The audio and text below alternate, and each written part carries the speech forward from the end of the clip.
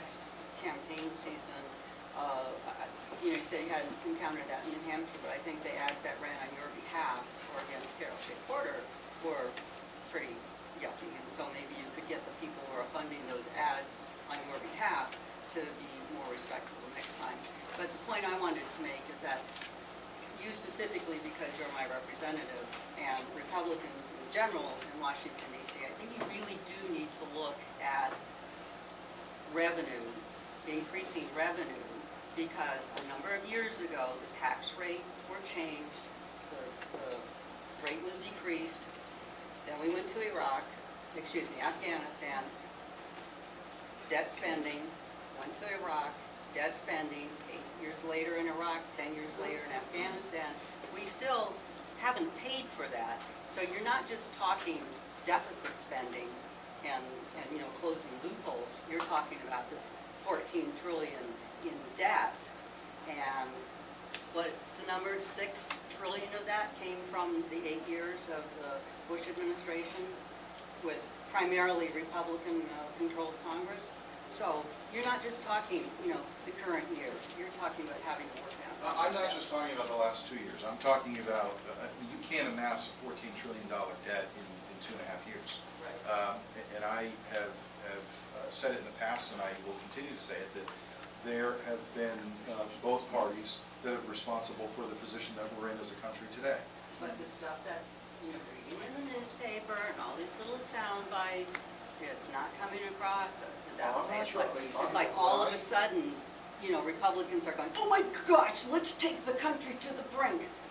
The other thing I'd like to point out, I am a veteran, and I can guarantee you that most of us do not come from families that have a lot of money, and that's where the majority of that tax rate cut benefit has been experienced, and yet the people who've been serving there and who've been dying there, because it's like 4,600 in Iraq now, they've been paying the price. Everybody else has been going shopping. Well, first of all, thank you for your service. I appreciate it. Thank you by being honest in Washington. And I think that the debt that we have today, it's been amassed over a long period of time.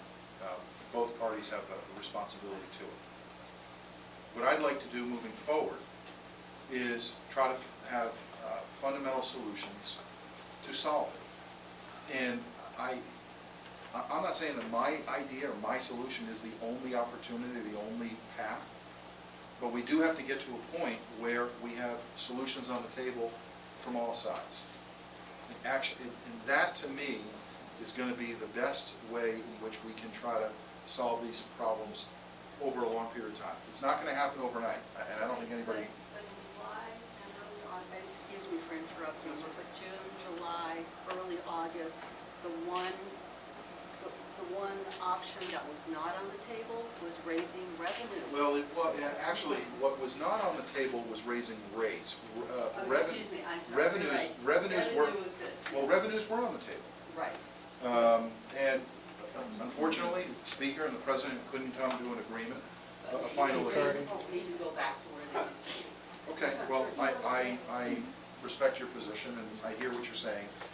I personally would prefer a different option, which is not trying to raise rates. I'd rather try to raise revenue in other ways. I know, but rates were cut just at the time. All that money that the country lost out on and didn't have to pay for excursions in Iraq and Afghanistan, that's got to be recouped. Okay, listen, I want to thank everybody for coming. I will certainly come back. I know that there were a lot of questions. I will come back to answer more. If you have follow-up questions, feel free to give me a call at the office, shoot me an email, send me a note. I will get back to you. And again, thank you very much for coming.